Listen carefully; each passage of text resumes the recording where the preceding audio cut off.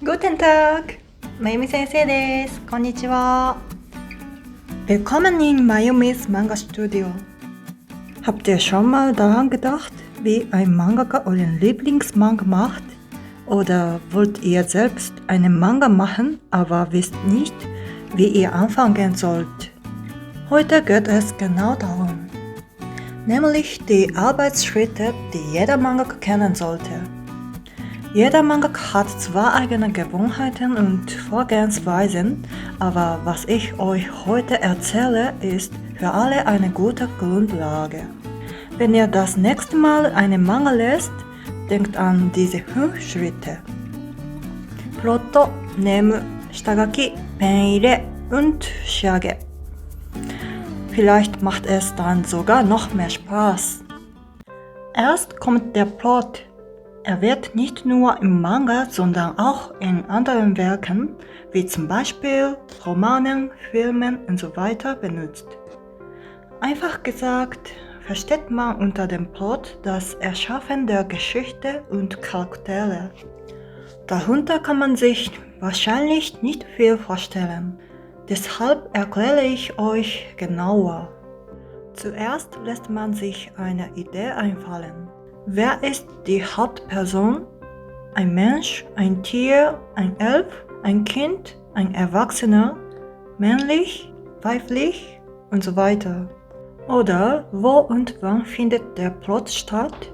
Im Mittelalter in Europa, im Japan der Gegenwart, in der Zukunft im Weltall? Und was passiert? Kämpft die Hauptperson für irgendwas? Verliebt sie sich in jemanden und so weiter.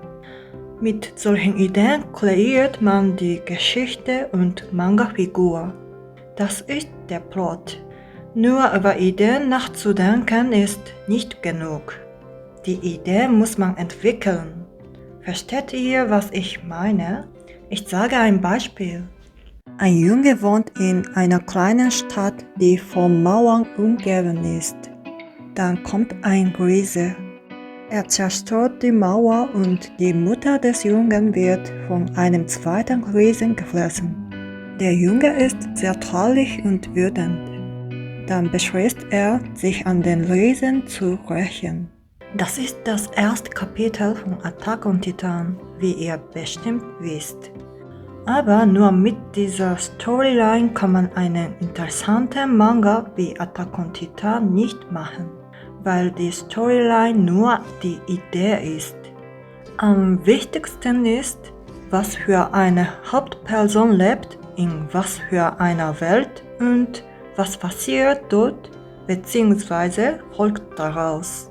Der Plot heißt also, was, wer, wann, wo, zu, wie und was für ein zu ändern. Ein ungeduldiger Junge, der einen sehr starken Gerechtigkeitssinn hat, wohnt in einer kleinen Stadt. Die Stadt wird von einer Mauer umgeben, trotzdem sind die Bewohner in der Stadt froh und friedlich, weil sie vor langer Zeit die Angst vor den menschenfressenden Riesen außerhalb der Mauern vergessen haben. Genauso der Junge. Aber eines Tages, als er mit guten und langjährigen Freunden nichts Böses ahnend einen schönen Tag verbringt, ändert sich alles. Ein Riese, der ungewöhnlich groß ist, zerstört die Mauer und somit das Leben der Bewohner. Wenn man den Plot so erzählt, wird eine echte Geschichte daraus. Das hier ist übrigens ein Plot, an dem ich gerade arbeite. Sorry, ich kann keine Details zeigen, da der Manga noch nicht veröffentlicht wurde. Aber auf der linken Seite steht, was für ein Ereignis ist passiert und auf der rechten Seite steht, was geht dabei in der Hauptperson vor. Noch ein Beispiel. Das sieht zwar anders aus als der Plot, den ich eben gezeigt habe, aber die Hauptpunkte sind gleich. Oben steht, was für ein Ereignis ist passiert und unten steht, was geht dabei in der Hauptperson vor. Dazu noch ein Beispiel. Man kann auch beides mischen. Es gibt auch verschiedene Herangehensweisen, je nach Autor. Ich habe gehört, dass Kobayashi Yugo Sensei, der einen beliebten Manga über Fußball zeichnet, den Plot mit Dialog schreibt, also wie ein Drehbuch. Oder manche Mangaka machen den Plot mit Bildern, also wie ein Storyboard. Ganz anders wiederum denken sich manche Mangaka den Plot komplett im Kopf aus. Egal welche Herangehensweisen, sicher ist, dass man diesen Schritt ordentlich machen muss, weil sonst die nachfolgenden Schritte nicht funktionieren. Denn der Plot ist die Grundlage eines jeden Mangakas. Das ist genauso, wie man ein Haus nicht ohne Fundament bauen kann. Machen wir weiter mit dem Nemu. Ich glaube, viele Leute kennen diesen Begriff noch nicht. Der Nemu ist ein Fachbegriff in der Manga-Branche und bezeichnet den Arbeitsschritt, bei dem die Geschichte auf Grundlage des Plots in Einzelbilder bzw. Frames aufgeteilt und mit dem Dialog versehen wird. Die einzelnen Frames werden zu Szenen und Episoden gruppiert. Man könnte das auch Regie nennen. Darunter könnt ihr euch wahrscheinlich nicht viel vorstellen, deshalb zeige ich euch ein paar Seiten von meinem Nemu. Das hier ist eine Seite aus meinem Manga, den ich gerade schreibe. Ihr wisst das sicher schon, aber auf Japanisch liest man den Manga von rechts nach links. Ich habe gehört, dass man früher für Sprechen mit lateinischem Alphabet den Manga horizontal gespiegelt und von links nach rechts gelesen hat. Aber in der letzten Zeit werden Mangas wahrscheinlich in fast allen Ländern im gleichen Format wie in Japan verkauft, oder? Na egal, wenn es bei euch anders ist, schreibt es bitte in die Kommentare. Damit aus dem Plot ein Manga wird, teilt man die Geschichte in Szenen auf und schreibt den dazugehörigen Dialogtext bzw. die Sprechblasen. Dann erst wird das Bild mit den Charakteren gezeichnet. Jetzt sollte man die Grundidee der jeweiligen Szenen verstehen. Apropos, diesen zeigt man den Leser natürlich nicht. Er ist nur dazu da, dass man als Autor oder Redakteur die Geschichte versteht. Aus diesem Grund zeichne ich einfach Bilder wie das hier, aber meine Manga-Kollegen sagen oft, dass mein Nemu ziemlich ordentlich aussieht. Deswegen glaube ich, dass der Nemu von anderen Mangaka wahrscheinlich noch einfacher aussieht. Es gibt aber auch Autoren, denen Nemu noch viel ordentlicher ist. Als ich 2019 auf einer Manga-Konvention in Japan war, habe ich dort eine kleine Ausstellung für Nemu angeschaut. Der Nemu von Shirahama Kamome Sensei, die wunderschöne Bilder zeichnet, ist fast so gut wie der fertige Manga. Das war echt toll. Aber eigentlich ist es egal, ob der Nemu ordentlich ist, weil die Leser den Nemu nicht lesen, wie gesagt. Man sollte den Nemu aber niemals vernachlässigen, denn mit ihm entscheidet sich, ob der Manga interessant wird oder nicht. Wie ihr seht, gibt es verschiedene Formen, wie man die Frames anlegt. Längs, quer, quadratisch, schräg oder ganz ohne. Und so ähnlich gibt es auch verschiedene Formate für die Sprechblasen. Rund, spitz, gewellt, quadratisch oder ohne Rahmen. Welche Frames und Sprechblasen man wählt, hängt davon ab, welche Stimmung man beim Leser erzeugen will. Deswegen überlegt ein Mangaka schon beim Nemu, welche Eindrücke der Leser bekommen soll und wie die Geschichte am besten vermittelt wird. Dieser Arbeitsschritt ist wahrscheinlich der schwierigste und zeitaufwendigste. Manchmal kommt es sogar vor, dass ein Mangaka den Namen immer wieder verbessert und dadurch den Abgabetermin verpasst, weil keine Zeit mehr für das Zeichnen ist. Kommen wir zum nächsten Teil. Auf Japanisch sagt man Shitagaki. Jetzt sind wir endlich beim Zeichnen angelangt, auf das ihr euch sicher schon gefreut habt. Die Arbeit für den Plot ist mit dem Namen abgeschlossen. Die bisherigen Schritte zu erklären hat lang gedauert, aber ab jetzt geht es schneller. Auch beim Zeichnen hat jeder Mangaka eigene Gewohnheiten und Vorgehensweisen, aber heute zeige ich euch meine. Das ist ein Timelapse-Video von Shitagaki. Ich benutze eine professionelle Manga-Software, die Clip Studio heißt. In letzter Zeit zeichnen die meisten digital. Manche Mangaka zeichnen noch von Hand aufs Papier, aber von Jahr zu Jahr nehmen sie ab. Denn ein großer Vorteil ist die Möglichkeit, mehrfach Korrekturen machen zu können.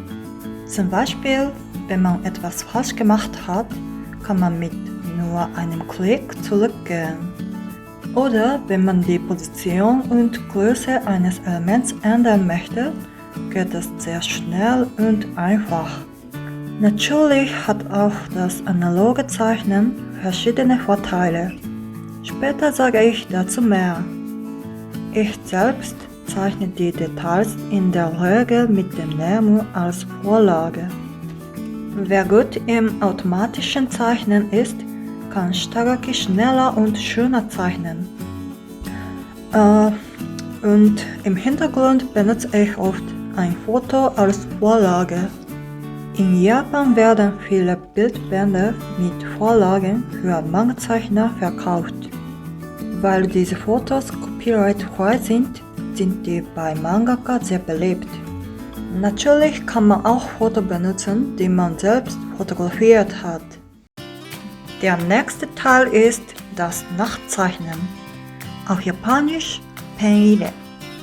Das ist ein Hauptteil der Zeichenarbeit. Anhand des Shitagaki erfolgt die Reinzeichnung. Ich drücke Shitagaki aus und pause dann analog ab. Das Papier, das ich benutze, ist spezielles Papier für Mangas. Davon habe ich aus Japan per Seepost sehr viel mitgebracht. Das Papier an sich ist schon teuer, aber dazu hat es noch Porto von über 100 € gekostet. Wenn man nur an die Kosten denkt, wäre es digital natürlich billiger. Trotzdem gibt es verschiedene Gründe, warum viele Mangaka noch mit analog zeichnen, dass analog angenehmer zu zeichnen ist.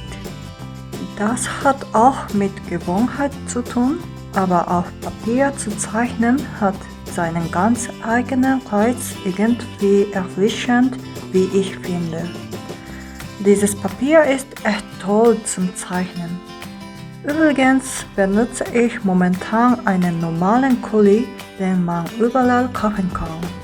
Aber normalerweise zeichne ich mit einem speziellen Stift für Tinte.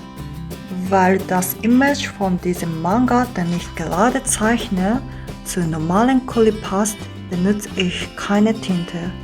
Aber die meisten analogen Mangaka zeichnen mit der Tinte. Den Hintergrund zeichne ich momentan selbst, aber viele Mangaka überlassen das ihren Assistenten, denn sie haben keine Zeit dafür oder mögen es nicht, Hintergründe zu zeichnen. Von den 5 Arbeitsschritten, die ich hier vorstelle, ist Pen-ire wahrscheinlich am interessantesten zum Zuschauen. Wenn ihr mehr Pen-ire anschauen möchtet, solltet ihr es auf Japanisch googeln. Dann könnt ihr sehr viele Videos finden.